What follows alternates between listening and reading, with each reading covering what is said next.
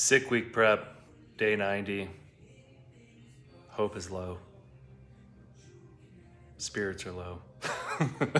All right, welcome back to the MR2 4G63 swapped sick week build. And today I am playing with fuel. So decided to ditch the mechanical fuel pump idea. Lead time was longer than advertised and kind of in a rush. So I bought this RCI. Yeah. There we go. Universal deal, supposed to be for standard 12 bolt setup. Well, mine was 12 bolts, but not the same size. So I had to do some re-drilling, but this now will sit in here and has a screw-on fill cap, which is actually a lot easier to use than those.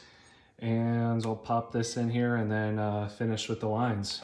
All right, decided to take a little break from fuel lines and work on the dash switch panel. This wasn't quite big enough to catch, and there wasn't, same with here.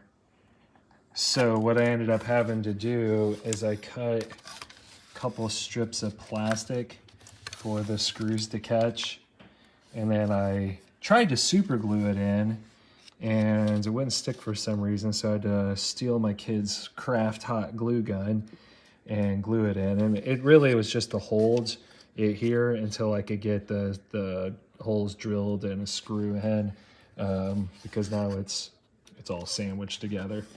But it's in there, and we have USB charger for phones and draggy, and then another accessory one for whatever. And then I'll have like fuel pump, water to air intercooler, probably fog lights if my stock stuff doesn't work, LED interior lights, and reverse lights, unless I wire that to something else, and then an extra.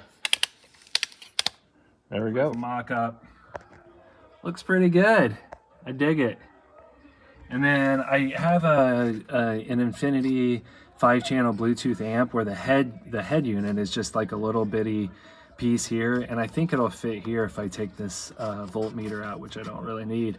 So when I install this stereo, I may take this part out and cut that out further, because the HVAC unit goes down here, and then there's really no more room for anything else. I guess I could put the head unit thing in this ashtray, which there really isn't going to be room for it anyway with all the wiring harness.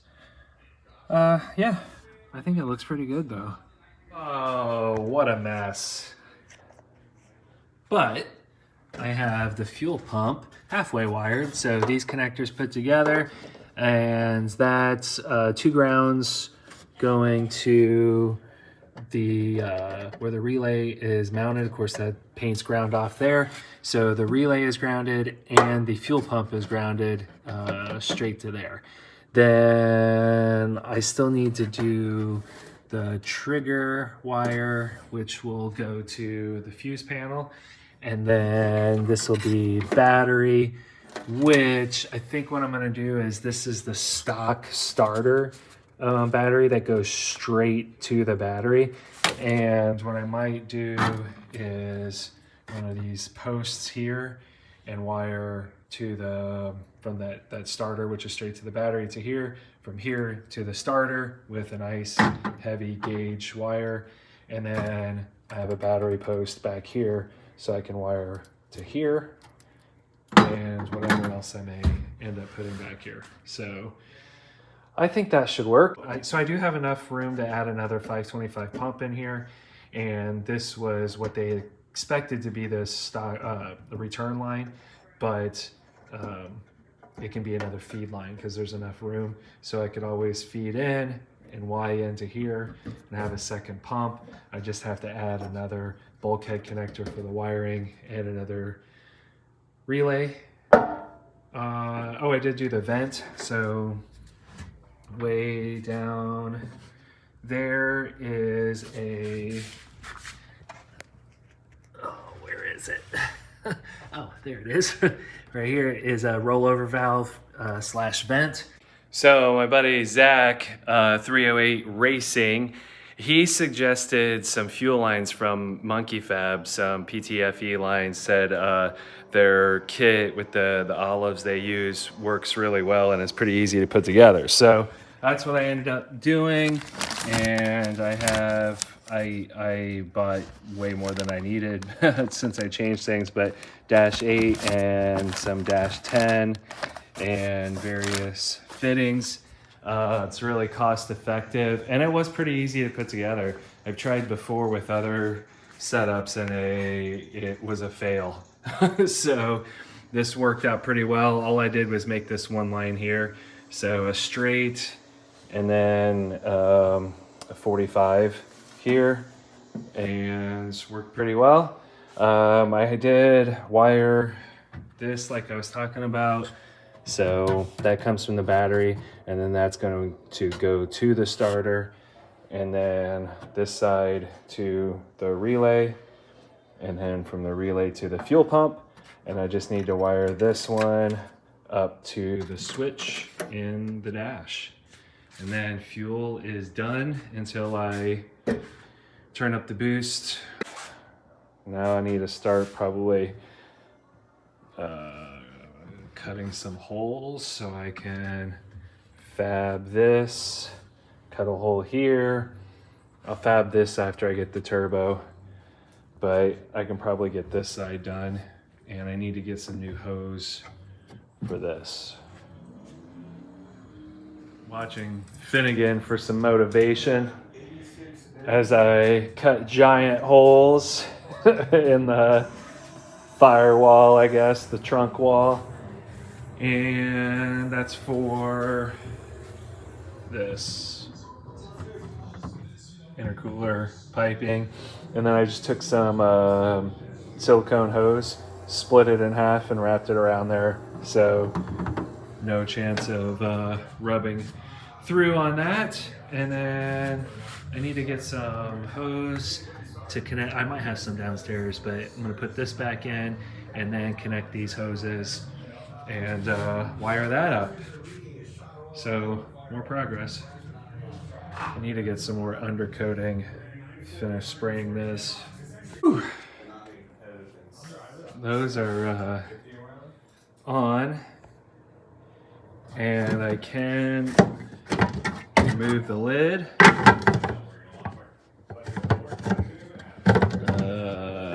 It goes back on, trust me. Oh, there we go.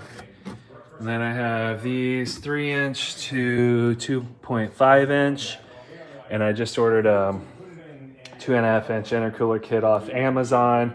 I thought I had piping, but it's all 3-inch, so I'll have to adapt some here to the intake, and then this around to the turbo. But that looks pretty cool. I mean, it's still a mess in here, but, and then I still have some room for luggage or a fuel can. But I dig it. I dig it. And I've made a lot of progress, but it's been a lot of work. So we'll start at the front. Installed a Mishimoto radiator, fan, and shroud setup. And it, hard to see here, but really opens up a lot of room. Behind here, ordinarily that space is taken up with fans.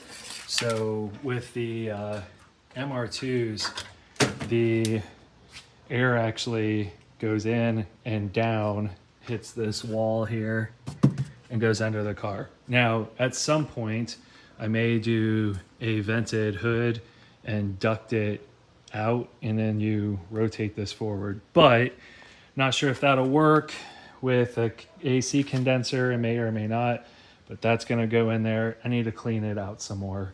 All right, so that's that. I did some clean this up and did some rust conversion on the bottom. Obviously still red and messy there. The exciting part though is I have front suspension all done. So that's the Coney coilovers from Wilhelm Raceworks, Willwood kit, and I had him do more caliper clearance. So this setup has ordinarily less brake pushback. I don't know what the right terminology is, but I have quite a bit of setback here. So that way the calipers could be a little more flush with the hub face and open up wheel selection. And then I have his correction kit, which has, let me get some light. I'll edit that out.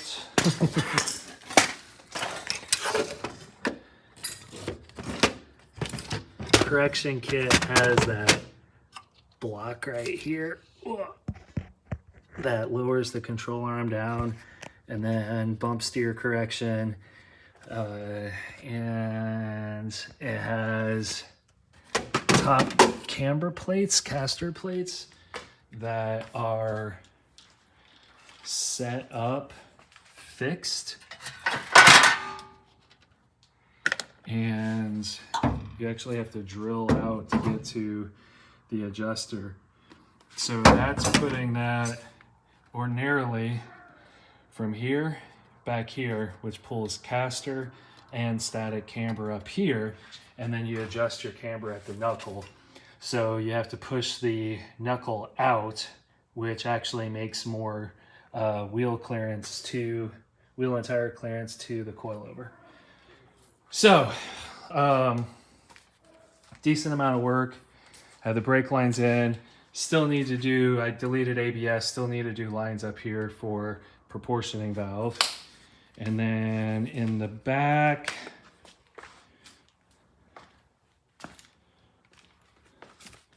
same deal.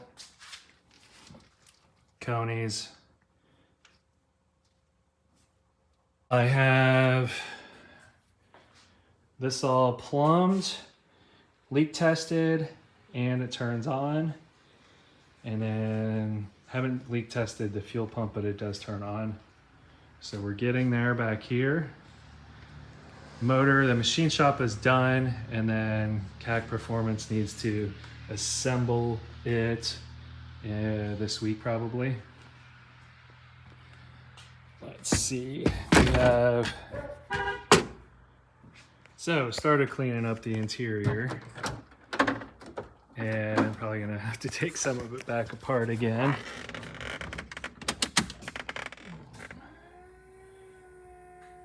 But we got that going.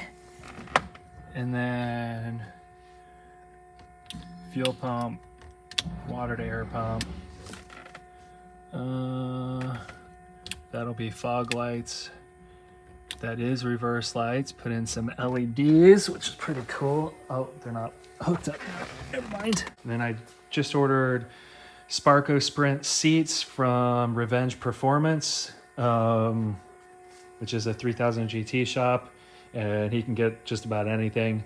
So got a set of Sparco Sprint seats from him, which have they're fixed back, low, so I fit, and then I have the Wilhelm Raceworks low seat brackets.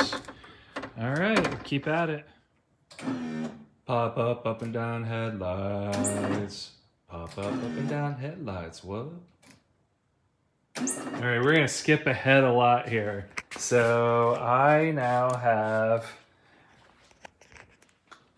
radiator in, condenser in, front bumper on, headlights in, front turn signal wired on this side, as well as the side marker wired and installed. This used to be red, that's now black. I have to do the same thing on that side. We also have, vacuum canister, vacuum pump, there's a Willwood proportioning valve, and there's also a line lock hiding underneath there as well.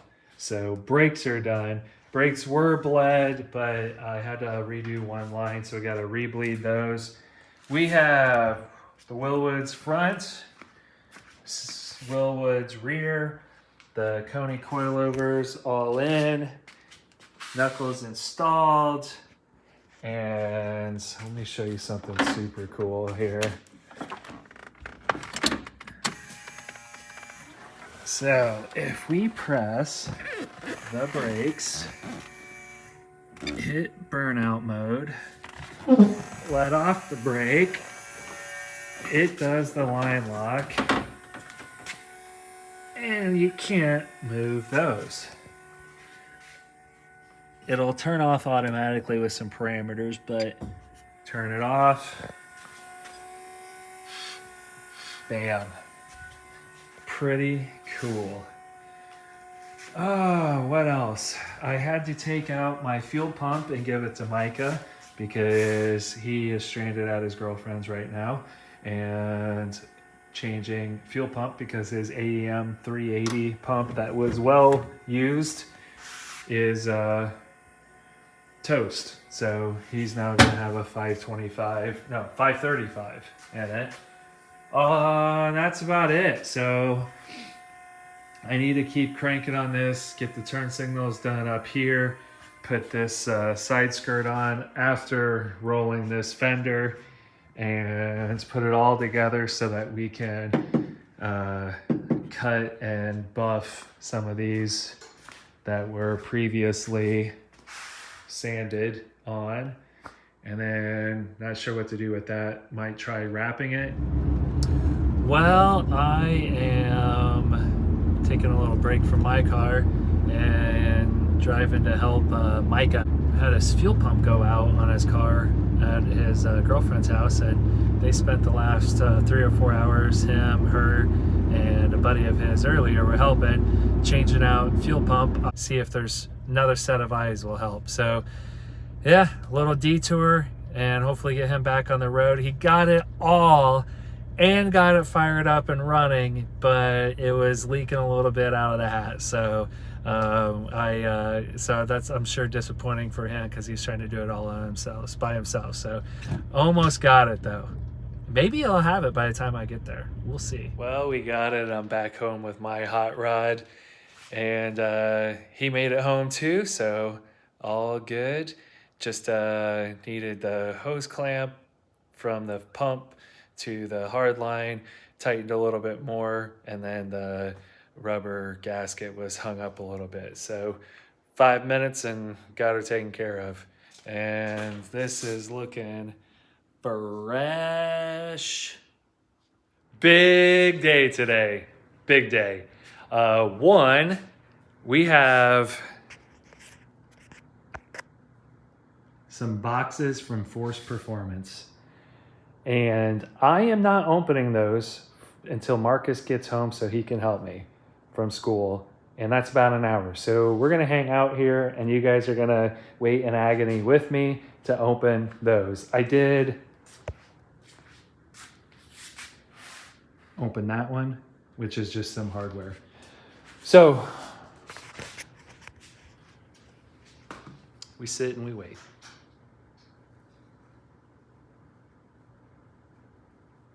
Just kidding. Just kidding. This Yahoo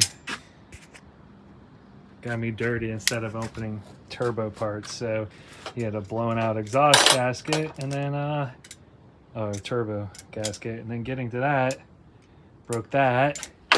And then while we got it apart, this thing had been welded on multiple times and re-cracked multiple times, and a new crack. So I found one in my stash and we put that on. So we're getting ready to clean up and fire it up and hope it doesn't sound like a tractor anymore. No kidding. All right, fire it up. We had to replace one fuel hose that was on the plan list.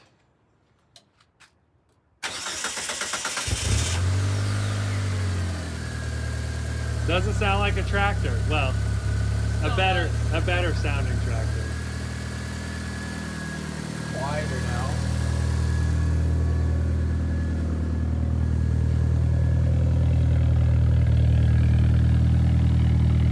Nicer.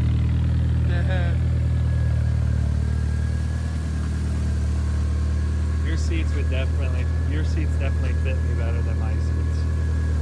Yeah. Yours are old and faded. Well, they're only faded from dirt. I still need a steam clean them from the wreck. I'll steal that one. Mine have so Micah's are more flat here. Mine goes way up on the thigh and it sucks. Yeah, that's way better than Mine are a lot wider here too. Might not fit in the MR2 then. Yeah. Alright, we need to tune it a little bit now that the exhaust leak is fixed. Yeah, it's surging, lean, ridge. Oh, it might die. Alright, we'll fix that.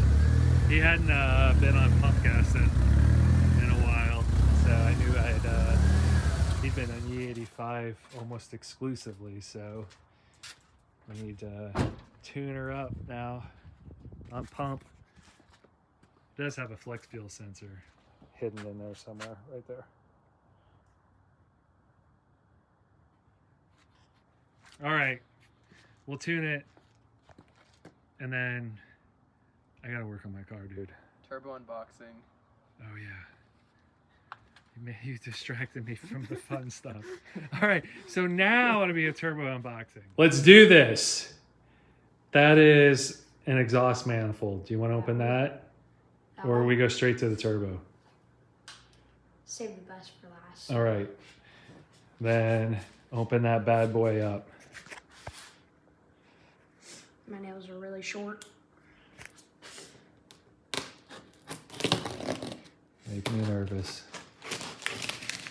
Let's get that out of there.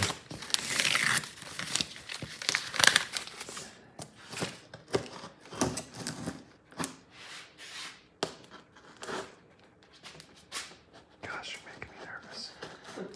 It's just tape. Just slide it over the top. All right, hold on. Just do this. Right over the top. Okay, that's smart. All right, do the same down through here, just right on the top. This is his knife. Not sure. I'm not cutting that thick part. That's fine. I'll break into it. Here, I'm gonna do it from this way. There you go. Slide here. You can slip it in there and go down through there. 4 hours later. There you go. Get in there, rip that open. Pretend it's a Christmas gift. Let's go, muscles. There we go. Yeah. Now we're talking. Oh, candy. Oh yeah. Keep opening. You always get the Zots when you order from FP. Nice. Let's get in there. Yeah. Ooh, it's coated. I think that's it. Oh, more. candy. Holy cow. Hooked us up. Okay, and that's packaging. That's packaging too. Oh no. Gaskets. Gasket. All right. More. What's this? Oh, yeah. That's it. Sweet. All right. That's more stuff. Oh, go open that one. I already opened this one earlier. So it's mostly hardware and more candy. Oh yeah, and stickers. That's their inline filter and restrictor. And then this is off of Robert's car because I was out of time and it was going to take another couple of days for them to weld on flanges to their very cool cast stainless O2 housing. And so Robert took it off his personal car. Thanks, buddy. And now he has to make one for his car. And he didn't charge me extra for stealing his parts. Probably should have. It's broken in. All right, let's do this. Well, me neither. Oh, we've learned. Look at that. See? Smooth. Smooth.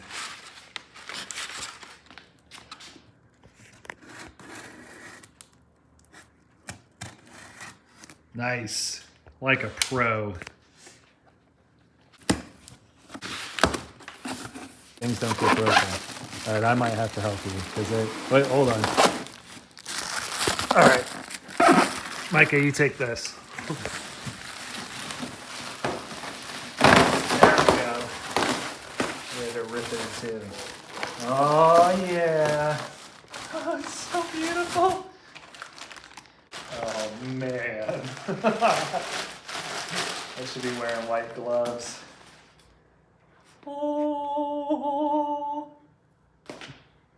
So this is a Zona rotor 7157S, which is not on the website, but they'll mix and match stuff for you.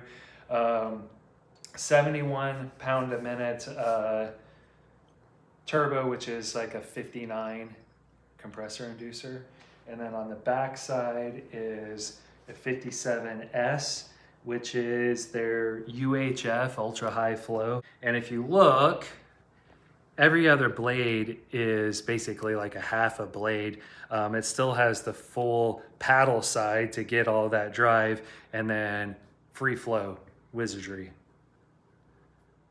This is in a TD05 bolt-on housing, so we needed that UHF to be able to get the flow that this bad boy can do on this side. I'm excited because I needed a lot of horse torques, and flow in a small package so that we could do a bolt-on and fit in here, because I didn't have time or desire to do like a custom setup moving the turbo over to the side. So I'm excited, and this is going to motivate this car really well.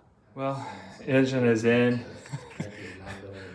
And this is how I had to tighten the exhaust manifold. So, good times. Well, sometimes things don't go as planned, and I was worried about forgetting to put the converter in the trans. I remembered that before putting the engine in, but I forgot this. This is the pilot bushing for the converter, and it goes into the crank. So, and it's in my hand. That's what we have going on. That hoods up that side of the engine and bolt through there and dropped it down. I'm getting ready to pop this in. Whoop, this way. Yep, that way. And then put it back in. Stay tuned. Wiring almost done. I have air temp sensor wired, everything up here wired. I got to get underneath and wire the crank sensor, and then I'm running a big ground from the starter case all the way to the front, like a 0 gauge deal. And I'm currently trying to put some water in it. Yahoo!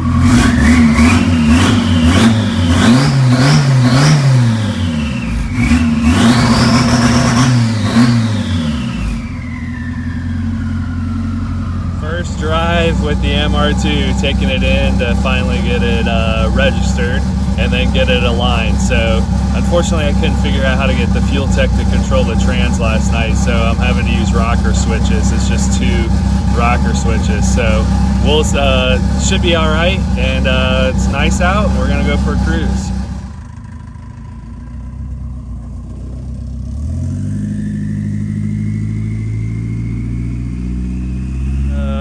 didn't go as planned. We're back in the garage. So, few issues. One, as soon as, first of all, it was scary to drive. So looking at it, it has a lot of front toe out and it was all over the place. So above like 30 was a death wish.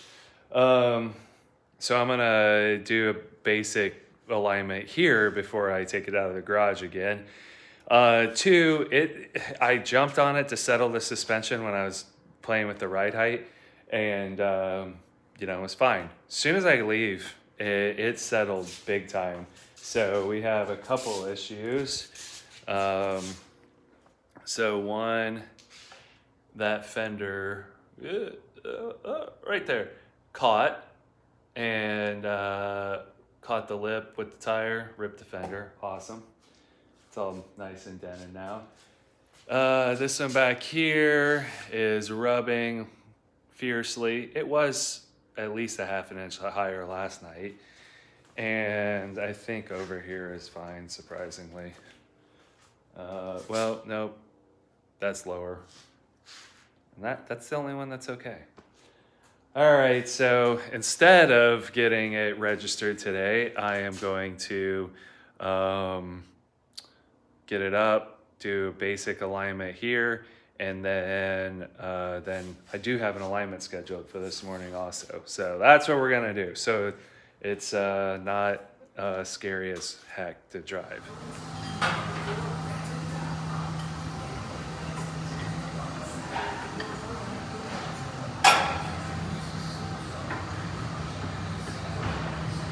She's a little rough. And it was still scary as heck to drive here, but it was at least drivable. Toe was way out front and rear, so we're gonna get that straightened out. I ended up having them unbolt the sway bar end links just in case they were binding up. So we just totally unbolted those front and rear, and we'll rebolt those later after confirming it drives straight and doesn't try to drive wherever it wants. Alignment done, much better. I'm yelling because the exhaust is loud. Need to get that done. But the car's drivable now, much better. I may end up, it's a little twitchy with steering. I think it's just too much power steering. I may just unplug it and see how I like it with manual steering. But it also needs boost, exhaust, and boost pipes because it is slow. Third gear, second gear. Makes noise, doesn't go anywhere.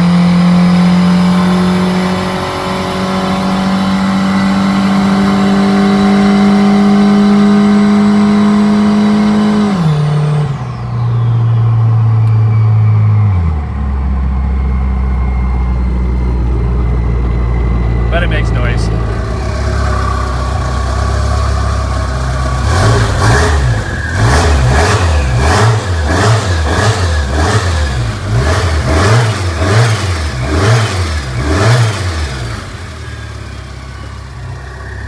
Still pretty loud.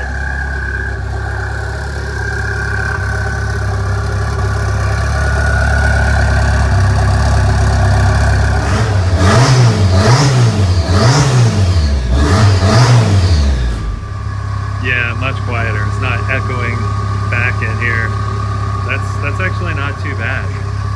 So, let's do a little update. Everything's, I think, done up here. Playing with the brake bias a little bit. I need to do some more testing on that.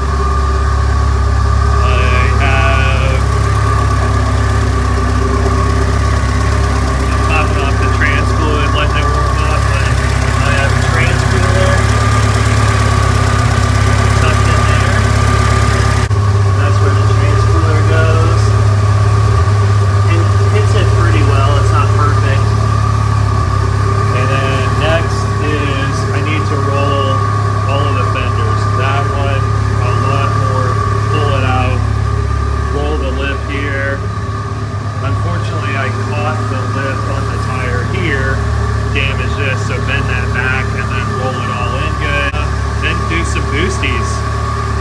So the only driving so far has been without boost, with no boost pipes hooked up. So the tune is pretty good there.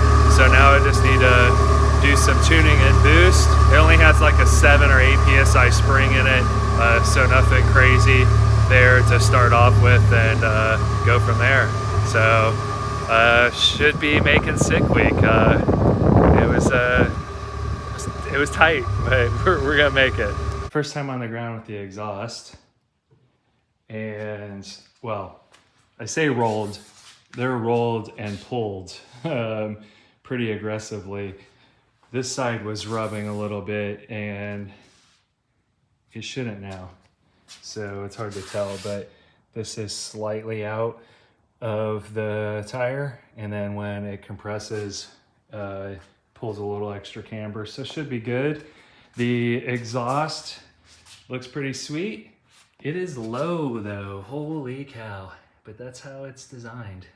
It is still quite a bit of ground clearance. It's just with no stock, there's like I don't know, like a great valance here, and without that there, it raises the look of the bumper and makes the exhaust look really low. So I might try to find some sort of aftermarket deal to fill that in a little bit.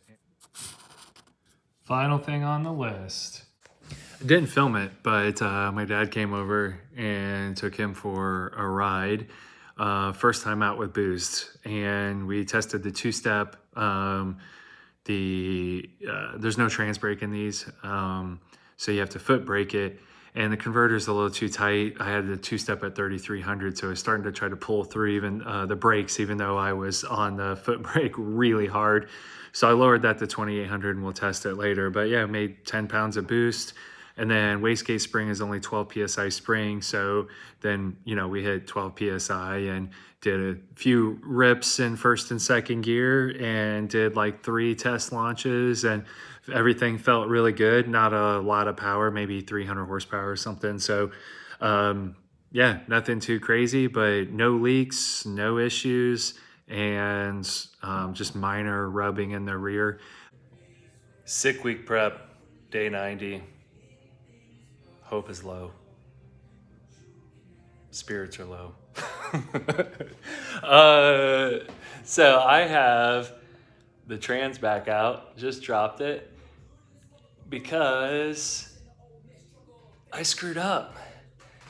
It's Thursday night. After work, I took the car for a little drive. I figure I need around 20 to 22 pounds of boost to run 1150 class. So playing with wastegate duty cycle, 50% duty cycle with this spring gets us 20 pounds of boost. So that works. Well, because I couldn't get the trans control working yet on Fuel Tech, I decided to just use toggle switches. And I screwed up. I intended to shift from second to third, but I shift from second to first, from 7,000 to 9,000. And luckily, as the car goes, my fingers slipped and hit the right button, the correct button, and shifted me to third. And so it was a brief blip to 9,000, hitting the rev limiter and converter, I guess, and trans pump took the brunt of it, because I get back, everything's fine, did a couple more pulls just to check everything, shift's fine, motor's fine, oil pressure's fine, everything's good. I'm like, oh, thank goodness. But I'm puking trans fluid out the bottom of the trans. So a little bit of searching around underneath there with a camera and everything, and appears to be coming from the converter seal. So it's like the input shaft / pump / converter seal. So I just dropped the trans and is going to pull the converter out. And I believe I have another seal to put in there. So pretty certain. So I'm gonna get on that and then put this back up, and then be late night, then go to work tomorrow. Then after work, probably start packing, and then we decided to tow the car with the truck instead of drive it. So we'll tow it to Florida and have some fun. All right. I thought that this video would be at sick week and doing pulls, but guess not. All right, figured I'd drain the converter, and that is the seal, and yeah, it's just slightly pushed out, I guess. And you can kind of see that, oh, that was weird. Oh, my light turned off. So that is, I don't think that metal's supposed to be showing there. So I think it may have pushed out and then rubbed against the converter. So that's what it appears, because it was draining down through here.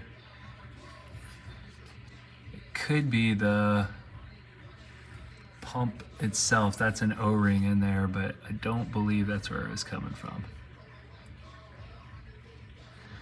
All right, well, we're gonna get this seal out, replace it. Doesn't look as bad as I would have thought it would have, but definitely looks boogered up. Oh, I think it's torn over here. Yeah. All right. Well, and I got to be more careful putting the converter in too, because you can tear these up putting the converter in. So, all right, that's problem identified. Yeah, that came out way too easy. So now I just need to find the right seal in my box of parts, and we'll get it fixed.